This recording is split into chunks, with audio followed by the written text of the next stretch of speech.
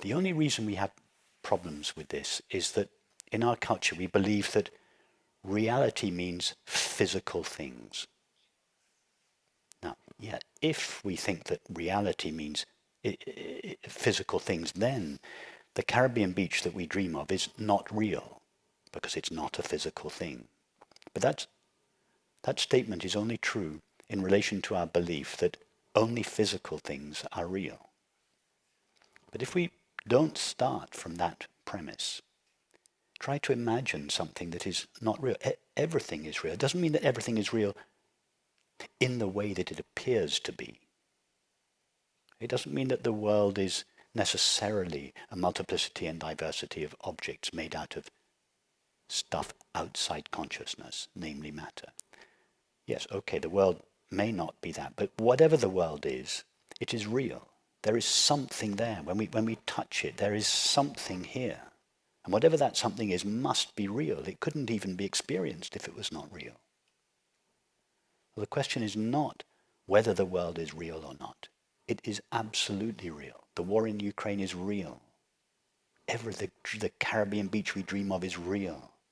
The suffering we feel is real. The question is not whether it is real or not. The question is, what is its reality?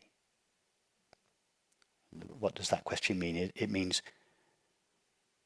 not how does it appear to be. It means what is it really, in spite of the way it appears. The Caribbean beach that we dream of at night is obviously not a Caribbean beach made out of sea and sun and wind and sand. But there is something that is real about the experience. What is it? It is our own mind. There is something real about that. And then if we go further, our own mind is obviously something that is real. The images that appear, they're not nothing. If we touch them to try to, when I say touch, I mean metaphorically. So if we try to touch the stuff out of which our mind is made, what do we find? Consciousness. And then can we go further back? Is consciousness itself an appearance of something that lies behind it? Can you go further back in your experience than consciousness? No, we can't. Consciousness is as far back as we can go. Hence we say consciousness is the reality of which everything else is the appearance. So there's a big misunderstanding, and it's contained in some of the traditional Advaita texts. This conflation of the idea that the world is an illusion and therefore it is not real. There's a difference. They mean two completely different things. It's true to say that the world is an illusion as we normally think of it. But that doesn't imply that it's unreal. And people normally think that if something's an illusion, it's therefore unreal. And I grappled with this for 20 years when I first came across this formulation. I heard so often in the classical Advaita teachings, the world is an illusion, it's unreal. And I just could not persuade myself. Much I knew what was being said was true at some level. But could I honestly say of my experience that the world is unreal? No, I can't. Can I honestly look at what's happening in Ukraine and just say it's unreal? No way. It's real. Yes, it's not what it appeared. It took me 20 years to realize that this distinction between the statement that the world is an illusion and that the world is unreal. Yes, the world is an illusion. That is, it is not what it appears to be. But all illusions have a reality to them. And that reality is absolutely real. Moreover, there is nothing to an illusion other than its reality. The landscape we see in a movie is an illusion, but it has a reality to it, relatively speaking, the screen. So the landscape is not made out of grass and rocks and trees and sky.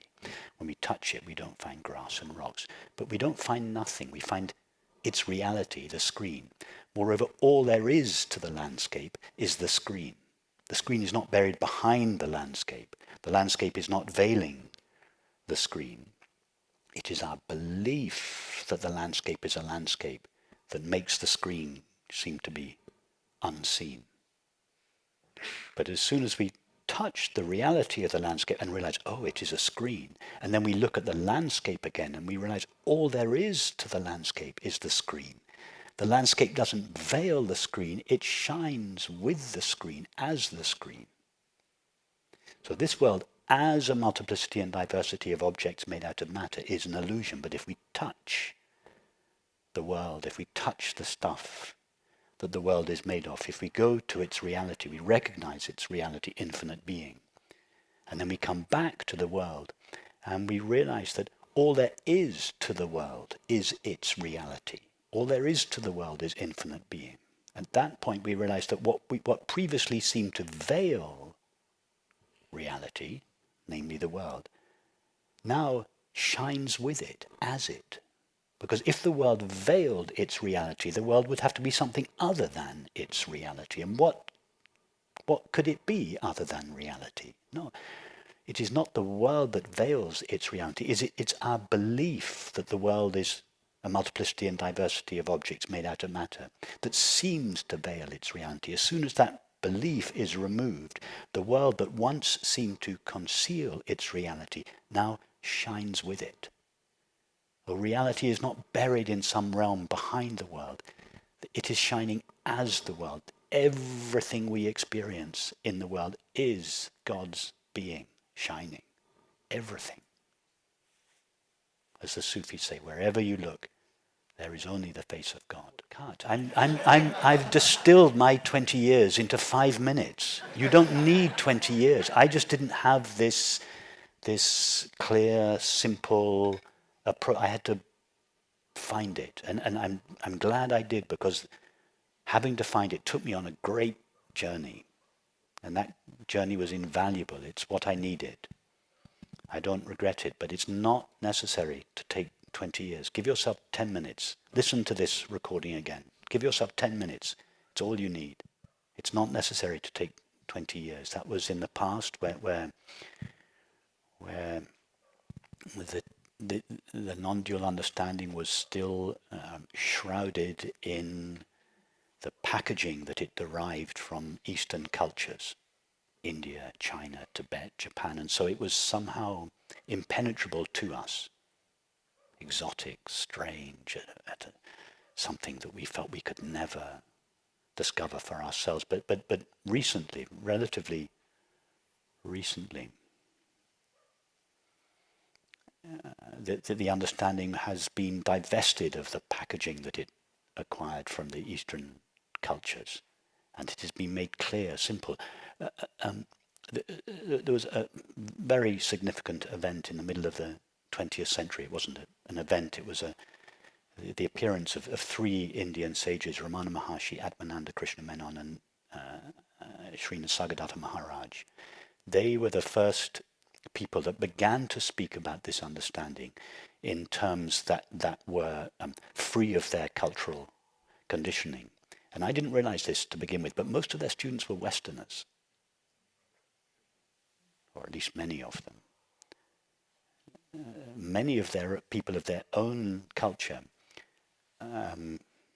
were too attached to the Indian packaging. They had plenty of Indian students, but they were the first people whose teachings really appealed to the Western mind, although they were still, for many people, there's so much misunderstanding around Ramana Maharshi's and Nisargadatta's teaching. Atmananda is not quite so well known, although he was one of the giants of the 20th century. But there's still so much, although they simplified the teaching and brought clarity to it, there was a whole other step that was necessary to bring clarity to their teachings, to interpret them and make them clear and simple.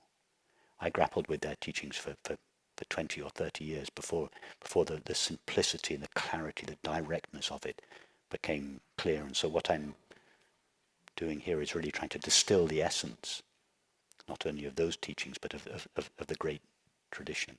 So no, 20 years, it's not necessary anymore.